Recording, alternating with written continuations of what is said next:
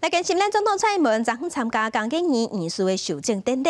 今年新的遗书拢总有7个人，总统是肯定因对咱台湾的付出，嘛感谢江景义在防疫期间研发出真侪防疫产品。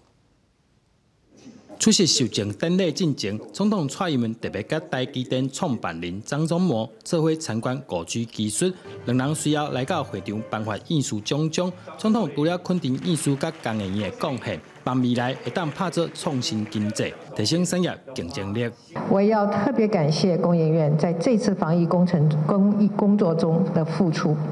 尤其是我们口罩国家队，工研院也积极的投入，发挥了丰沛的机械组装的能量，